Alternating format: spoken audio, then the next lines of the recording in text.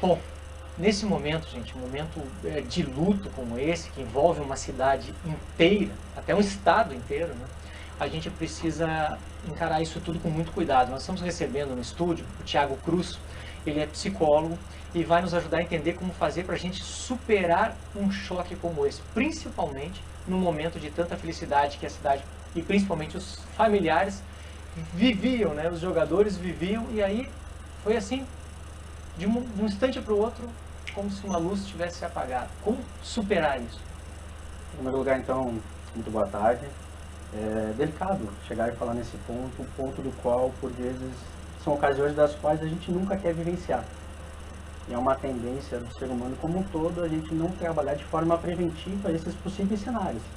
Tragédia, catástrofe ou algo que não é tão relativo às nossas emoções mais favoráveis. Porque automaticamente nós projetamos toda e qualquer demanda otimizando saúde, otimizando prosperidade para o próximo.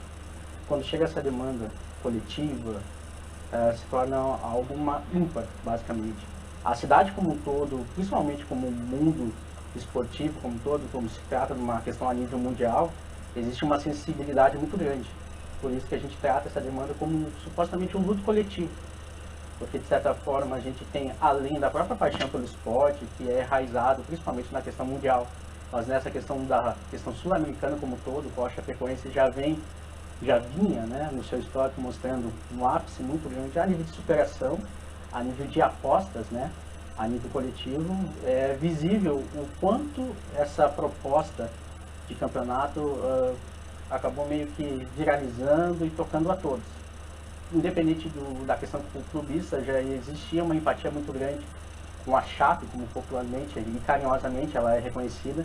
Aí quando vem na noite, nessa última noite acontecer esse fato, é aquele momento onde muitas pessoas ainda não conseguiram colocar no popular os pés no chão.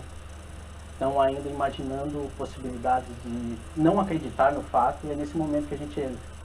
É muito curioso o fato de que catástrofes como essa, questões mais relacionadas a desastres, a gente venha a se sensibilizar, querendo ou não, trazendo questões mais pessoais. Quando a gente imagina figuras que são reconhecidas a nível nacional, como os atletas, a gente tem uma tendência muito grande a sensibilizar muito mais.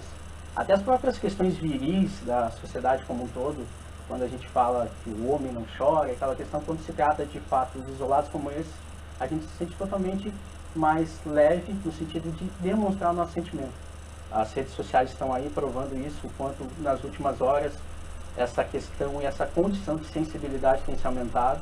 Existe uma equipe multidisciplinar, fora o próprio Conselho Regional de Psicologia, da seção número 12, que está atendendo o próprio estado e a região oeste como um todo. Existem profissionais, principalmente da área esportiva, do âmbito nacional, o qual eu me incluo, com umas passagens de alguns clubes, alguns outros profissionais também.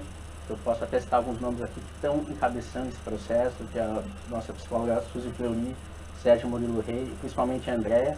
Nós estamos direcionando todas as atividades, principalmente para atender não só a demanda da perda em si da cidade do Oeste, de Chapecó, que já está sendo bem assistida por equipes multidisciplinares que foram constituídas em formato emergencial lá, mas principalmente da continuidade, porque uma elaboração do luto, basicamente, ela não tem uma questão cronológica, ela não tem uma brevidade de início e fim. Cada pessoa, a partir dos seus valores pessoais, consegue ser mais, maturar essas questões de uma forma mais precisa, em algumas ocasiões, como também não.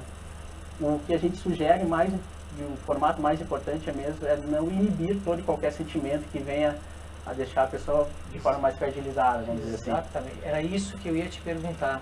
Como a gente deve agir com os familiares, com os amigos de quem perdeu um ente querido? A gente deixa a pessoa com essa ficha que não caiu, esse aqui deixa assim, ou tenta confortar? Como que a gente age, né? Às vezes pode ser um ponto, às vezes não tão coerente o que eu vou trazer aqui agora, mas às vezes deixar a pessoa ficar triste pode encurtar o processo para que ela retorne a sorrir futuramente. A evitar certas questões de propriamente se deparar com esse tipo de transtorno, com essa frustração, por vezes não é o mais indicativo, porque o nosso organismo como um todo, ele tende a trabalhar com as questões psicossomáticas e ele tende a se manifestar de outra forma. O corpo acaba trazendo algumas questões que pode até vir prejudicar o indivíduo como um todo. Ou seja, deixar botar para fora. Com certeza. A tristeza toda. A tristeza, até porque quando a gente trata de questões individuais, tratando até de parentes e amigos, no fato específico, é bem tendencioso que a gente age de uma forma.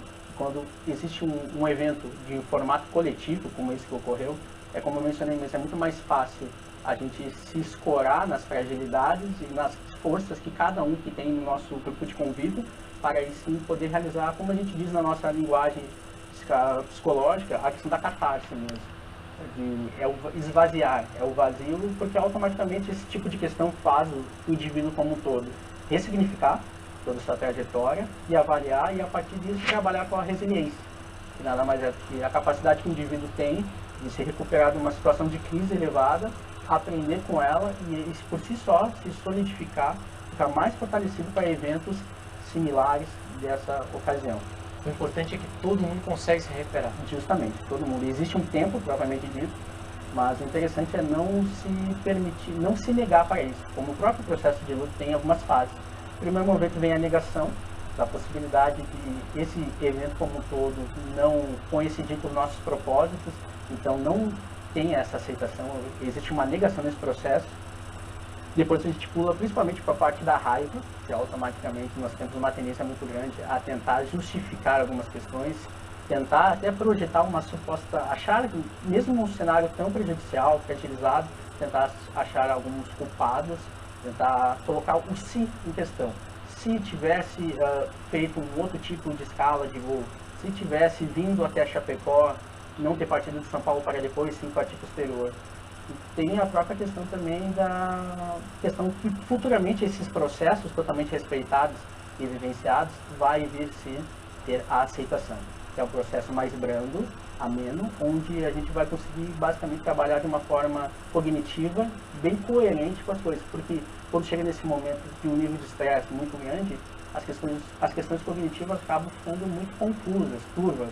É nesse momento onde nós, enquanto profissionais, que temos colegas também à disposição aí, que já estamos montando uma força-tarefa para depois nas próximas semanas, principalmente com o apoio das questões aqui, dos familiares da imprensa que acabaram tendo essa questão, essa notícia que a gente vai poder dar esse devido suporte.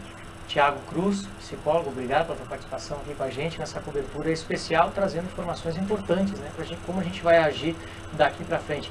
Antes da gente chamar o intervalo comercial,